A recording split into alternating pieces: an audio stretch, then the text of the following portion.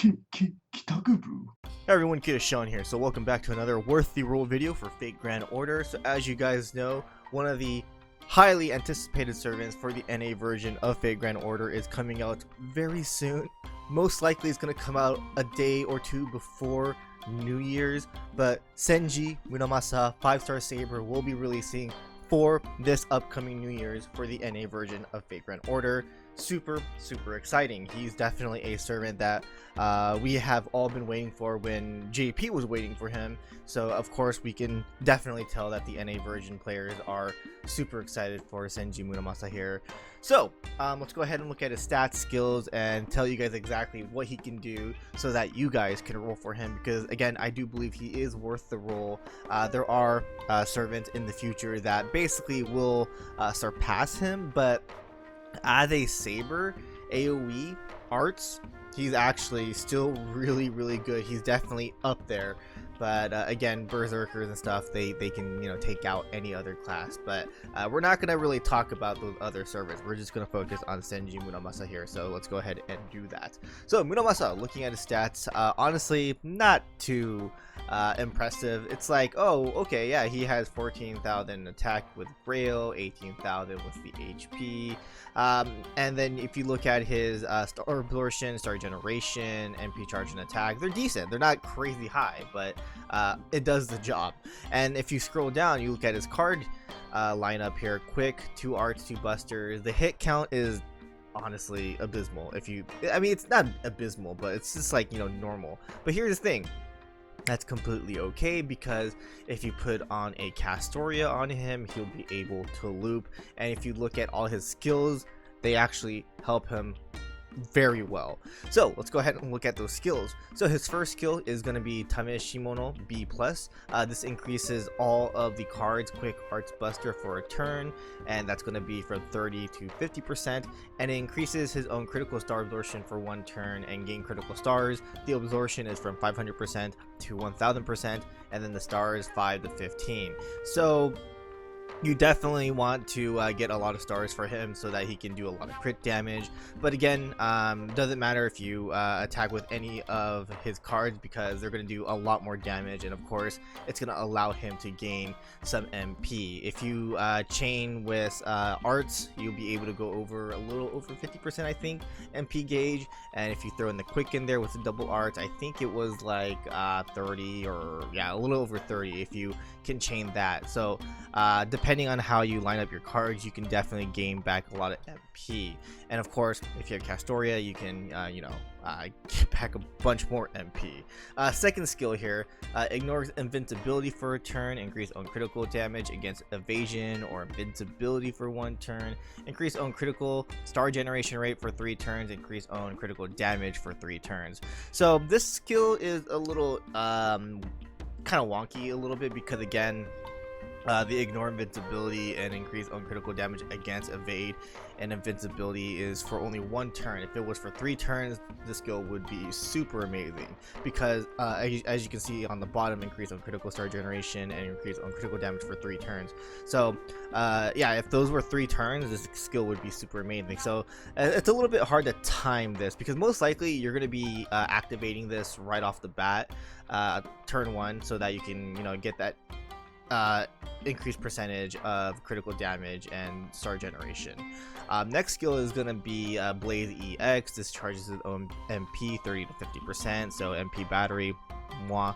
And then Blaze MP plus, this will increase his MP gauge by normal attacking. So whatever you attack with, you know, buster, arts, quick, that will increase his MP gauge from 5 to 10%. So super good. So this is definitely one of the skills you want to level up right away. Especially helps him with the Castoria looping. But yeah, this is again super crazy. And then as you can see, his alter ego NPC, this is, we don't care, because this is when he is NPC. It's a little bit different, as you can see, so ignore this if you guys are looking at the wiki page. There's no way you're ever getting this. But yeah, this is again really impressive. Definitely very strong skill sets here. This right here, this skill right here, most likely you're going to be just using later on. You're not going to use right off the bat, because obviously you want to defeat the boss on the 3rd turn, so you want to definitely activate this later. So basically be activate whenever you need the MP, and then activate when you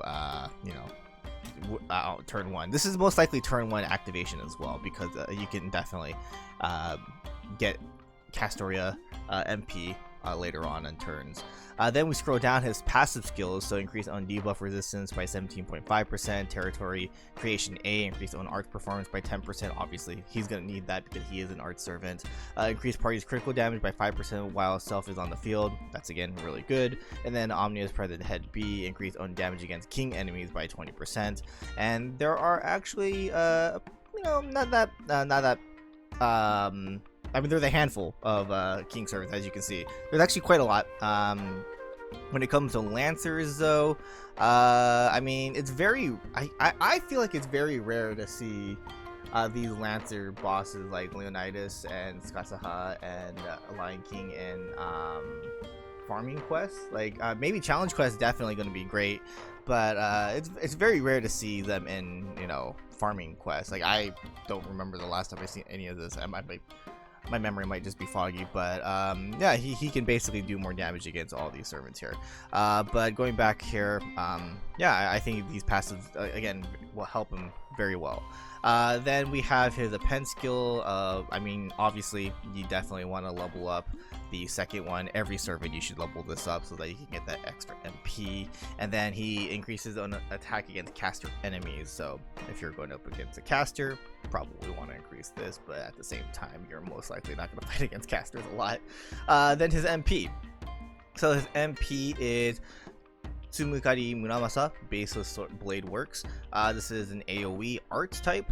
Increase own MP damage by 10% for 3 turns. It activates first, so that's really awesome.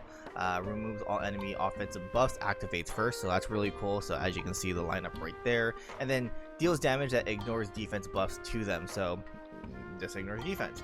And then increase own art performance for 3 turns with the overcharge. That's from 10 to 30%. So yeah, he does a lot of damage if you can give him all the arts buffs. So yeah, he's gonna do some looping, and it's really good. So yeah, Senji Muramasa, definitely a really good arts saber looper, and I mean, I use him all the time. I think he's just so fun to use, and it's just really awesome to see Shido as a really strong servant in this game. And again, like there are servants that do kind of that are above him, because again, they're a better class, or not, I don't want to say better class, but they're a class that can definitely take on other classes. Again, Berserker, you're gonna see a lot of other servants like that, and but definitely as a saber, he's up there in my opinion. But yeah, that's basically it. Like, he is definitely a servant that is worth the roll. Again, if you're looking for an AoE saber, he's your guy. He's definitely the guy you're looking for. And what's really awesome is that you guys got pity. I mean, yeah, the pity rates aren't the best, but still, like, if you really want to get him, you have that option. But yeah, that's Senji Muramasa for you again, and he has some really cool outfits. I really love his artwork. I love how Takeuchi drew him, and I love his sprites. I think all his sprites are just really cool looking. Definitely, the first one's my favorite. And if they were to give him a buff, I mean, I would love to see this go to 3 turns. That'd be cool. Of course, these 3 turns, I think it's fine to keep these at 1 turn. I mean, it's not, it's not something that you're gonna be like worried about a lot unless you're bringing him to challenge quest. I mean, I think this is just fine. This 3rd skill, just leave it as is. But yeah, if they're gonna buff him, probably do something about his 1st skill. Maybe again increase it to 3. Like, I don't know what they can really add on to him. That, like, he's just so good right now. But when it comes to MP, I think they're fine on the MP. I mean, maybe a little damage up that.